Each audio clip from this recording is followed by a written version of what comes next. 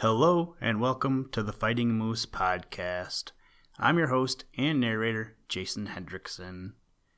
This is a podcast where I retell stories, some fictional and some historical, that can be enjoyed by people of all ages. So I had this story recorded a few days ago, but I just couldn't find the time to finish it. The day prior to this recording, we had a nice, beautiful November day, but now it's cold again. But such is life.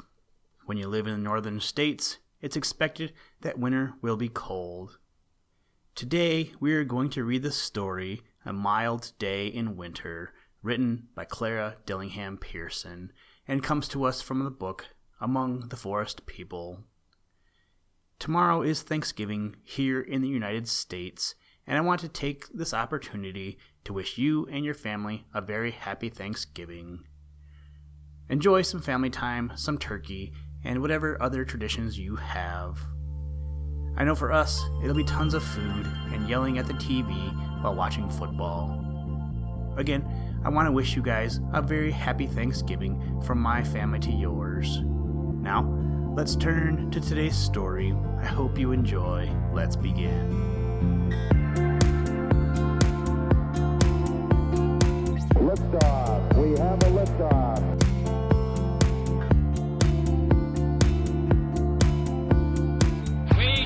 To go to the moon in this decade and do the other things, not because they are easy, but because they are hard.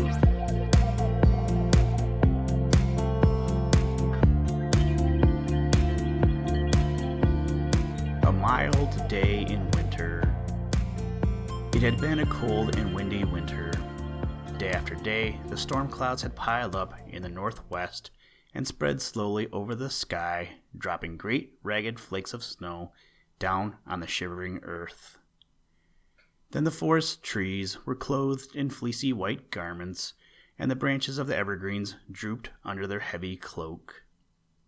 Then there had been other days when a strong wind stripped the trees of their covering and brought with it thousands of small hard flakes. These flakes were drier than the ragged ones had been, and did not cling so lovingly to everything they touched. They would rather frolic on the ground, rising again and again from their resting places to dance around with the wind and help make great drifts and overhanging ledges of snow in the edge of the forest where there was more open ground. It is true that not all the winter had been cold and stormy. There were times when the drifts melted slowly into the earth, and the grass, which last summer had been so tender and green, showed brown and matted on the ground. Still, the great horned owl and his wife could not find enough to eat. "We do not mean to complain," said he with dignity, as he scratched one ear with his feathered right foot, "but neither of us has had a meal hearty enough for a healthy robin since the first heavy snow came." This was when he was talking to his cousin, the screech owl. "Hearty enough for a robin," exclaimed Mrs. Great Horned Owl. "I should say we hadn't. I don't think I have had enough for a goldfinch, and that is pretty hard for a bird of my size. I am so thin that my feathers feel loose." "Have you been so hungry that you dreamed about food?" asked the screech owl. No, I can't say that I have," said the Great Horned Owl, while his wife shook her head solemnly. "Ah, that is dreadful," said the screech owl. "I have done that several times. Only yesterday, when I lay in my nest hollow, I dreamed that I was hunting. There was food everywhere, but just as I flew down to eat, it turned into pieces of ice. When I awakened, I was almost starved and so cold that my beak chattered." It was only a few days after the screech owl's call upon his cousins that he awakened one night to find the weather milder and the ground covered with only a thin coating of soft snow. The beautiful round moon was shining down upon him, and in the western sky the clouds were still red from the rays of the setting sun. Somewhere far below the fields and forests of this part of the world, daybirds were beginning to stir, and thousands of downy heads were drawn from under sheltering wings, while in the barnyards the cocks were calling their welcome to the sun. But the screech owl did not think of this. He aroused his wife, and they went hunting. When they came back, they did not dream about food. They had eaten all that they could, and the great horned owl and his wife had made a meal hearty enough for a dozen robins and a whole flock of goldfinches. It was a good thing for the daybirds that this was so, for it is said that sometimes when food is very scarce, owls have been known to hunt by daylight. When morning came and it was the moon's turn to sink out of sight in the west, the owls went to bed in their hollow trees, and crows, blue jays, woodpeckers, chickadees, grouse, quail, squirrels, and rabbits came out. The goldfinches were there too, but you would never have known the husbands and fathers of the flock unless you had seen them before in their winter clothing, which is like that worn by the wives and children. Here, too, were the winter visitors, the snowbuntings and the juncos, brimming over with happiness and news of their northern homes. This warm day made them think of the coming springtime, and they were already planning their flight. "I wish you would stay with us all summer," said a friendly goldfinch, as he dirted the snow off from a tall brown weed and began to pick out the seeds.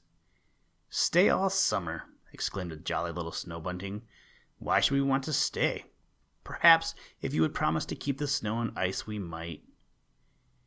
"Why not ask the goldfinches to come north with us?" suggested a junco. "That would be much more sensible, for they can stand the cold weather as well as we, but we cannot stand warm days, such as I hear they have in this part of the country after the ice melts." Then the older people of the group began to talk of the cares of life and many other things which did not interest their children, so the younger ones wandered away from them. "I say," called a young junco to a young snowbunting, "wouldn't you like to show some of these playmates of ours the countries where we were born?" "Yes, indeed," answered the snowbunting. "Wouldn't they open their eyes, though?" "I'd like to have them see the rocks up there." "And the animals," said the junco. "Yes, wouldn't they stare at the bears, though?" "Humph," said a blue jay. "I wouldn't care very much about seeing bears, would you?" And he turned to a crow nearby. "No," said the crow, "I don't think very much of bears anyway." He said this as though he had seen them all his life, but the chickadees say that he never saw even a cub. "They haven't any big animals here," said the junco to the snowbunting. "Haven't we, though?" replied the blue jay. "Guess you wouldn't say that if you saw the groundhog. Would he say that?" he asked, turning to the young grouse, quail, woodpeckers, goldfinches, chickadees, squirrels, and rabbits who stood around listening. "No, indeed," they answered, for they wanted their visitors to understand that the forest was a most wonderful place, and they really thought the groundhog very large. "I don't believe he is as big as a bear," said the snowbunting, with his bill in the air. "How big is he?" asked the junco. Now the blue jay was afraid that the birds from the north were getting the better of him, and he felt very sure that they would leave before the groundhog had finished his winter sleep. So he did what no honest bird would have even thought of doing. He held his crested head very high and said, "He is bigger than that rock, a great deal bigger." The crow looked at the rock and gave a hoarse chuckle, for it was 100 times larger than the groundhog. The grouse, quail, woodpeckers, goldfinches, chickadees, squirrels, and rabbits looked at each other without saying a word. They knew how the blue jay had lied, and it made them ashamed. The grouse pretended to fix their snowshoes. They did not want to look at the birds from the north. The snowbuntings and juncos felt that it would not do to talk about bears to people who had such a great creature as the groundhog living among them. "He must be wonderful," they said. "Where does he sleep?" "In the bat's cave," answered the blue jay, who, having told one lie, now had to tell another to cover it up. He sleeps in the middle, and there is just room left around the edges for the bats. Now at this very time, the groundhog was awake in his burrow. He could feel that it was warmer, and he wanted room to stretch. He thought it would seem good to have an early spring after such a cold winter, so he decided to take a walk and make the weather, as his grandfather had done. When he came out of his burrow, he heard a great chattering and went to see what was the matter. That was how it happened that soon after the blue jay had told about the bat's cave, one wide-awake young junco saw a reddish-brown animal trotting over the grass toward them. "Who's that?" he cried. The grouse, quail, woodpeckers, goldfinches, chickadees, squirrels, and rabbits gave one look. "Oh, there's the groundhog," they cried. Then they remembered and were ashamed again because of what the blue jay had said. "Oh," said the snow buntings and the juncos, "so that is the groundhog. Big as that rock, is he? And you don't think much of bears?" The crow pointed one claw at the blue jay. "I never said he was as big as that rock. He is the fellow that said it." "I don't care," said the blue jay. "I was only fooling. I meant to tell you after a while. It's a good joke on you." But he had a sneaky look around the bill as he spoke, and nobody believed him. Before long, he and the crow were glad enough to get away from the rest and go away together. Yet even then they were not happy, for each began to blame the other, and they had a most dreadful fight. When the groundhog was told about it, he said, "What foolishness it is to want to tell the biggest story. My grandfather told us once that a lie was always a lie, and that calling it a joke didn't make it any better. I think he was right."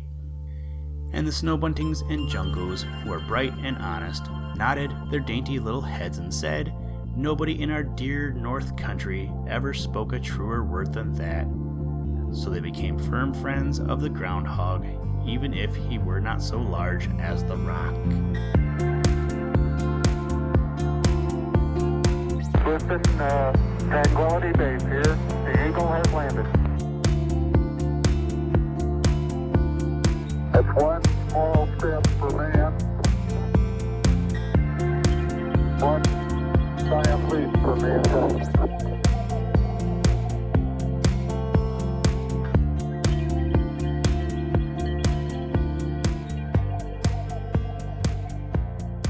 Thank you for listening to this episode of the Fighting Moose Podcast. Please join us next time as we read another exciting story. Today's music was provided by the artist Analog by Nature, and the audio clips were provided from NASA. For more information to download and or listen to audio or materials from all our recordings, or to contact us, please visit www.thefightingmoose.com, or you can follow the links in the show notes. If you enjoy the podcast, please leave us a review wherever you get your podcast or on iTunes, and tell a friend. Thank you for your patronage, and as always, try and do a random act of kindness every day. Mission complete, Houston. After serving the world for over 30 years, the space shuttle turned its place in history and has come to a final stop.